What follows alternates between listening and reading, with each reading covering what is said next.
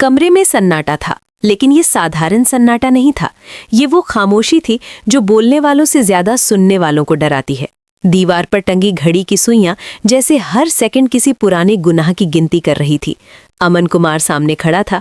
कंधे सीधे थे, लेकिन आंखों में पहली बार झिझक साफ दिखाई दे रही थी। वही अमन जिसे कभी किसी के सामने झुकते नहीं देखा गया, आज अपनी ही नजरों से नजरें चुरा रहा था। अचानक उसके होंठ हिले और कमरे में एक ऐसा वाक्य गूंजा जिसने सबको चौंका दिया। I am so sorry. शब्द छोटे थे, मगर उनका वजन इतना भारी था कि हवा तक रुक सी गई। किसी को यकीन नहीं हुआ कि ये वही इंसान है जिसके लिए माफी नाम की चीज कभी थी ही नहीं। क्या कहा तुमने? आवाज में हैरानी थी, जैसे किसी ने सुनी सुनाई सच्चाई पर सवाल उठा दिया हो। सॉरी? तुमने सॉरी कहा? ये सवाल सिर्फ शब्दों का नहीं था, ये सवाल उस शख्सियत का था जो अपने फैसलों को पत्थर की लकीर मानती थी। आज वही इंसान खुद पर सवाल बनकर खड़ा था। हल्की सी हंसी उभरी, मगर उसमें मजाक नहीं, तंज था। आज सूरज कहाँ से निकला है भाई? चलो गलती से ही सही, मिस्टर अमन कुमार के मुंह से सॉरी शब्द तो निकला, लेकिन ये हंसी ज्यादा देर टिक नहीं पाई, क्योंकि कुछ सच ऐसे होते हैं जो हर मुस्कान को भी चुप करा देते हैं। वैसे तुम्हें हमसे नहीं, मन्नत से माफी मांगनी चाहिए। ये वाक्य कमरे में हथौड़े की तरह गिरा। मन्नत, इस नाम ने जैसे हवा का रुख बदल दिया।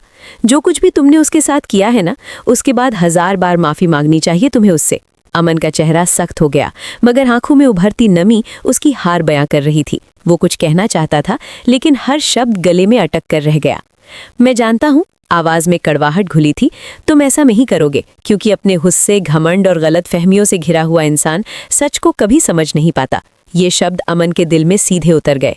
उसे याद आया वो हर पल जब उसने मन्नत की सफाई सुने बिना ही फैसला सुना दिया था। हर वो मौका जब उसने अपने अहम को रिश्तों से ऊपर रखा। मैंने आप लोगों से मिलने की कोशिश की थी, अमन ने धीरे से कहा, जैसे आवाज तेज हुई तो सच बाहर आ जाएगा। किससे मिलने? जवाब तुरंत आया। मिल तो लिए, लेकिन धैर्य से नहीं, मन्नत पर इल्जाम भी लगा दिए।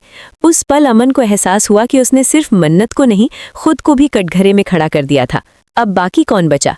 ये सवाल हवा में तैरने लगा। अगले ही पल एक नाम लिया गया, नीतू सलूजा। अमन की आंखें चौड़ी हो गईं, जैसे किसी ने उसकी सबसे बड़ी कमजोरी का नाम ले लिया हो। खबरदार, आवाज में सख्त चेतावनी थी। दूर रहना उससे, समझे? उस एक वाक्य ने साफ कर दिया कि कहानी अभी खत्म नहीं हुई है, बल्कि असली मोड़ यहीं से शुरू होता है। अमन के जहन में नीतू की मुस्कान घूमने लगी, वो मुस्कान जो हमेशा भरोसे की तरह उसके सामने पेश की गई थी। वही नीतू जिसने मन्नत के खिलाफ जहर भरे शब्द उसके कानों में डाले थे। वही नीतू जिसने हर सच्चाई को अपने फायदे के हिसाब से मोड़ा था। क्या वाकई वो सच बोल रही थी, या ये सब एक सोची समझी चाल थी? ये सवाल अमन को अंदर ही अंदर खाए जा रहा था। दूसरी तरफ मन्नत अकेली बैठी खिड़की से बाहर देख रही थी। बाहर की दुनिया चल रही थी, मगर उसके अंदर सब कुछ ठहरा हुआ था।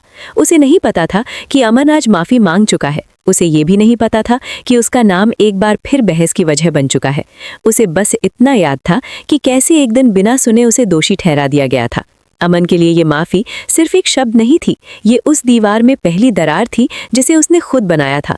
मगर सवाल ये था कि क्या ये दरार मन्नत तक पहुंचेगी या बीच में ही टूट जाएगी? क्या सच सामने आएगा या नीतू की साजिशें एक बार फिर जीत जाएंगी? कमरे में गूंजे वो शब्द आई एम सो सॉरी अब सिर्फ शुरुआत थे। आने वाले दिनों में ये माफी इम्तिहान बनेगी, रिश्ते कटघरे में होंगे और हर किरदार को अपना असली चेहरा दिखाना होगा। कहानी यही नहीं रुकती, क्योंकि जब सच और झूठ आमने सामने आते हैं, तब सिर्फ माफी काफी नहीं होती, तब हर फैसला किस्मत बदल देता है।